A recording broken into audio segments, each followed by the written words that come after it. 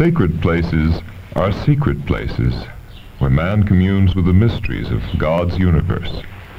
Away from the world of daily care, man has a moment to bring himself into harmony with the rhythms of nature. As the Zoroastrians believe, man's soul is eternal light, of the same substance as the divine. Man was born of light, and to light he must return, passing through the world of matter, and emerging from the darkness once again to the light of God.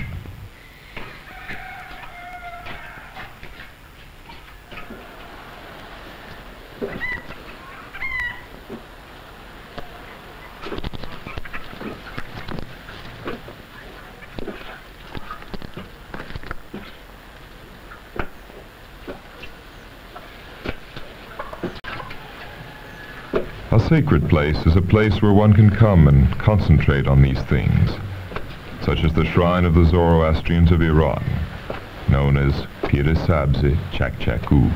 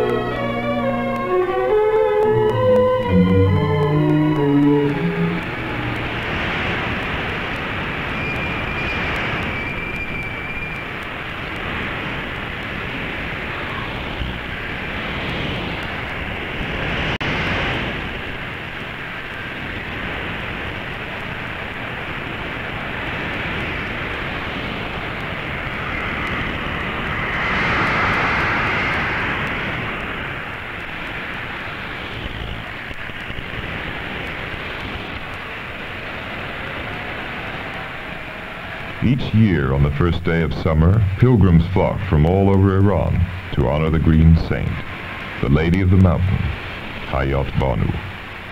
In ages past, the way was hard, and the journey often one of many months. The thought of the road and its difficulties was far from the minds of devotees whose striving was light, who thought of the end to be attained. The shrine of Hayat Banu is situated 87 kilometers from the central Iranian city of Yazd, on the road between Yazd and Ardakan, the heart of the region where Iran's dwindling Zoroastrian community survived through centuries after their brethren became converted to Islam.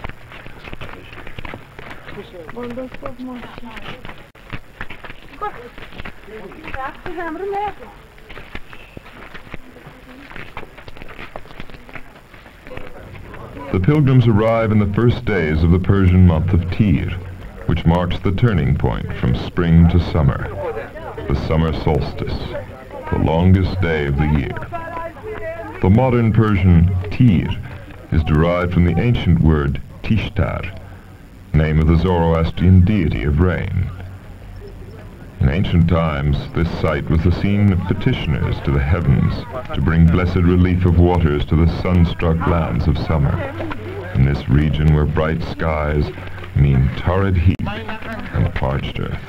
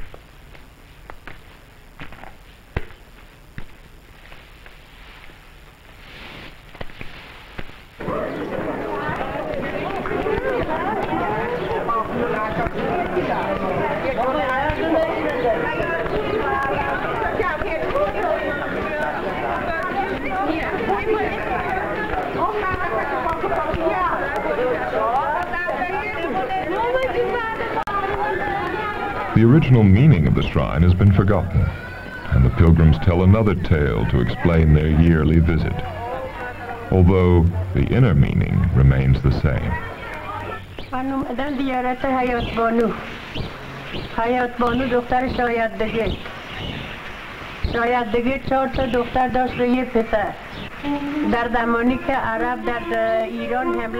The legend that grew up in the Islamic era symbolized the Zoroastrians' own sense of plight at the incursions of the Arabs, which ended their reign in the 7th century, followed by the persecutions of Turkish rulers from the 11th century on, which finally drove them into the arid center of their land to seek refuge. The story goes that the last Zoroastrian Shah, Yazdegerd III of the Sasanian dynasty, had 3 daughters, of whom one, Hayat Banu, fled from the invading Arabs until she reached this mountain site.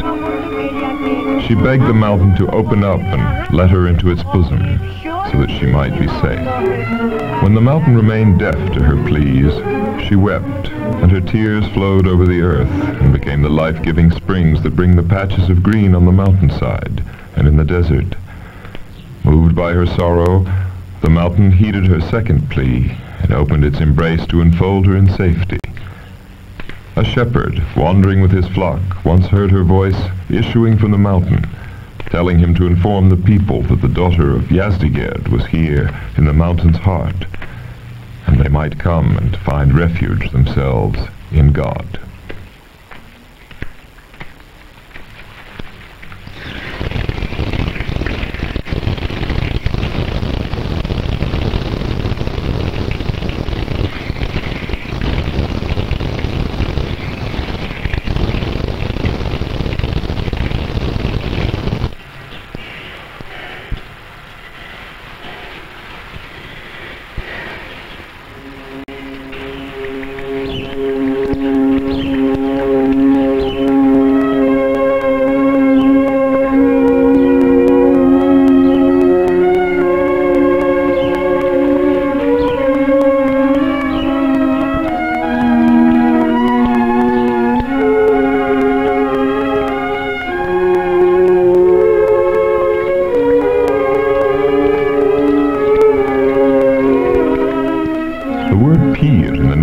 Pir-e Sabz has the sense of spiritual master in modern Persian, but attached to the shrine, it reflects a derivation from the word pari, meaning spirit, to which the English word fairy is related. To the ancient Zoroastrians, the paris were angelic figures, immortal and never-changing.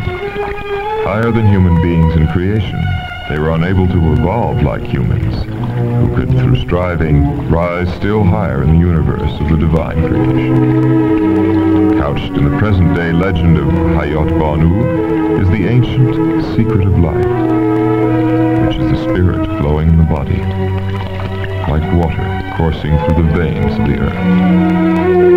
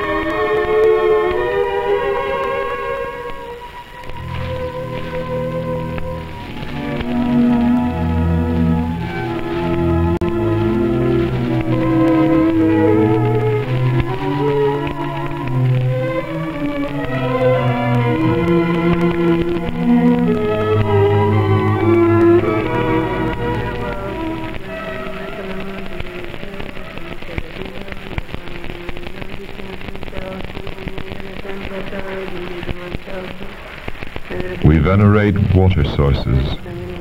We venerate water courses. We venerate road divergences. We venerate road convergences. We venerate water-shedding mountains. We venerate water-saving fountains. To Ahura Mazda and Zoroaster, we send our greeting. The ancient prayer from the Holy Avesta, sacred book of the Zoroastrians, goes back to the times when worshippers petitioned the Amshaspentas, the divine beings around Ahura Mazda, the supreme deity, symbolized God's powers in nature. Anahita was goddess of the waters and fertility, an expression of the divine force of giving life, shared with Aurvatat, the deity of plant life in the pantheon of angelic expressions of divine qualities.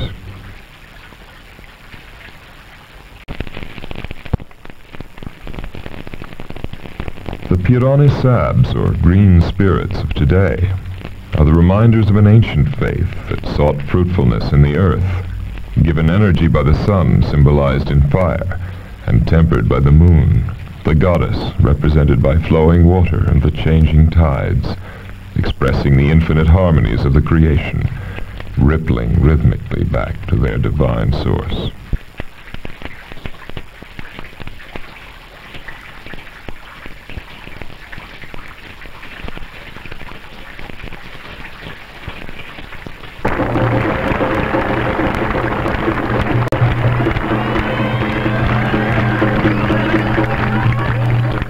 Contemplation and worship are only part of the full life. It's time for the pilgrims to kick up their heels. A wedding party has made its appearance, and the groom gets a friendly beating, which goes back to the days when young men had to undergo an ordeal before being initiated into the order of manhood. Now it's just a matter of fun and games.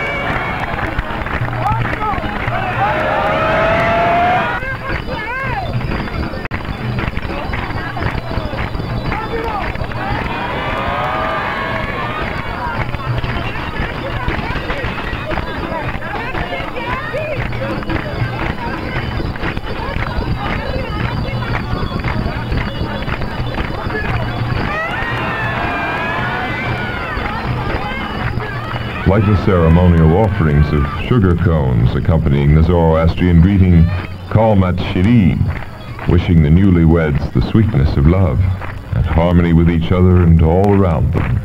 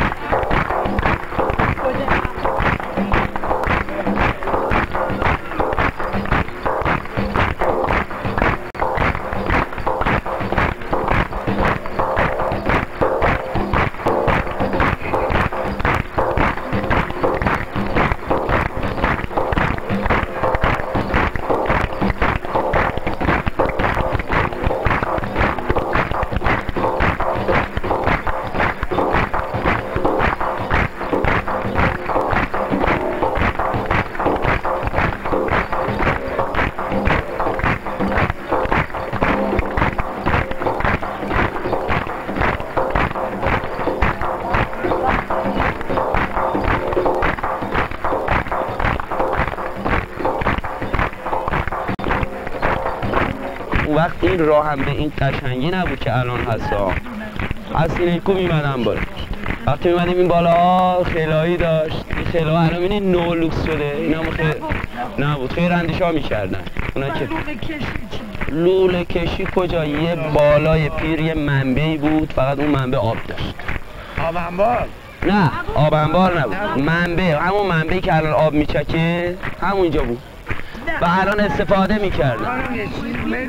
بله بله آره. حالا راجب چکچکو، راجب چکچکو ما چرا میایم اینجا؟ اول حیات بانوی شاهزاده‌ای بوده، بسیار پاک و اصیل.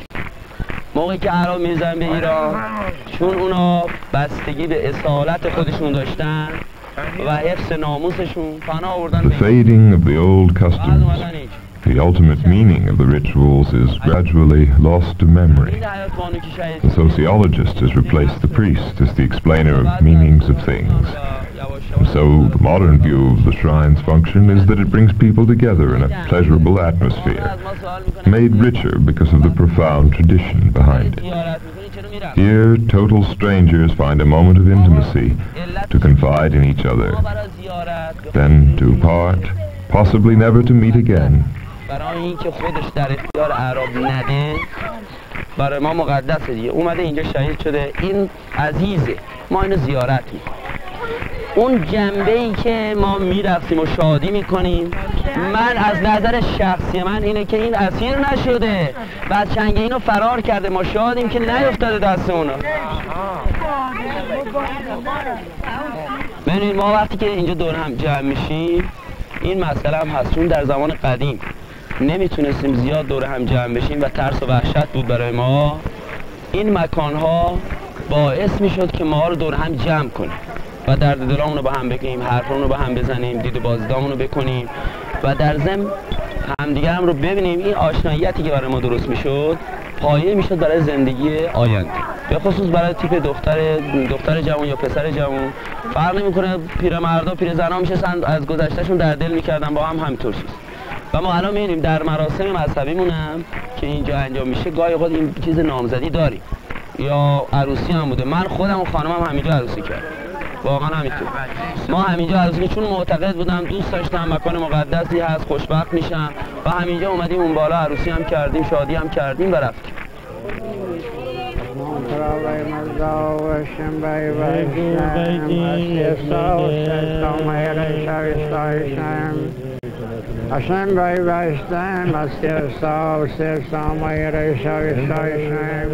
The older folk come to speak of their troubles and seek the advice of the Mubad, the Zoroastrian priest, whose word is all the more hallowed for being spoken in this sacred spot.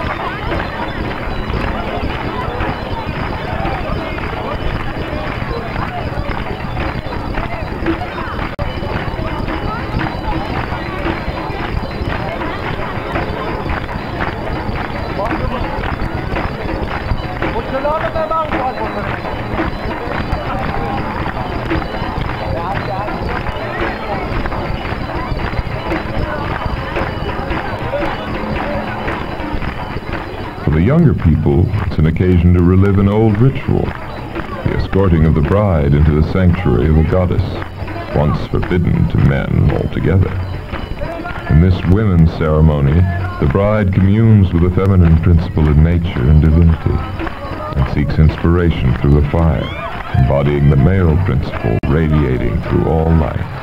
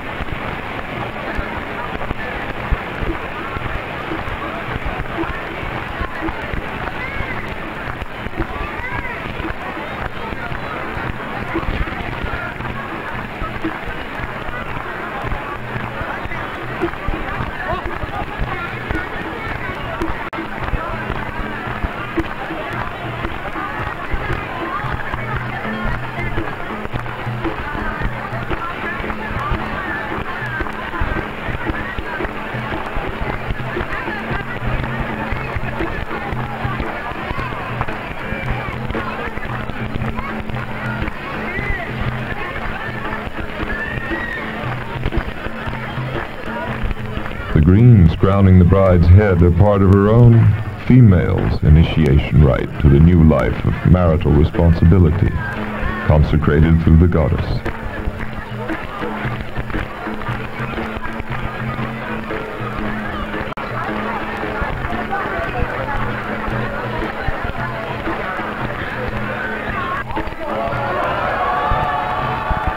The lighting of candles, Zoroastrianism's gift to Christianity and other more recent faiths, symbolizes the votary intention to fulfill one's commitments to God and one's fellow creatures.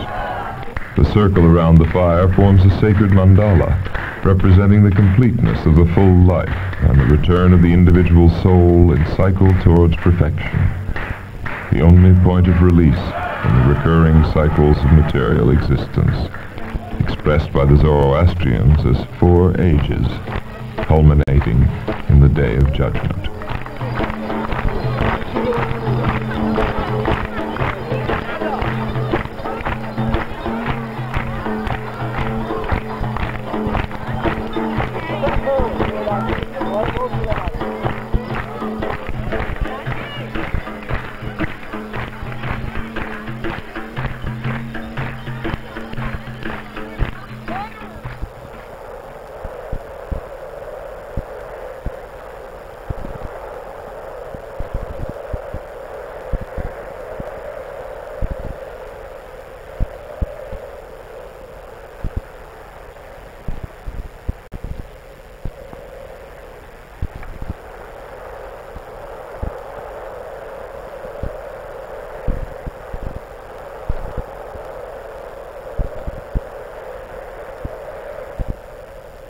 Life is a process of weaving strands of thread, the many preoccupations of worldly existence. Once woven into a unity, like the mind concentrating its forces into a single power, they form a single piece, like the focused mind, which soars upward to heavenly aspiration. Herbs consecrated to the flame stand for the human existence consumed by the divine light, the spark of Ahura Mazda in every one of us, ultimately burned up on material life operations, modes of perfection. Each light is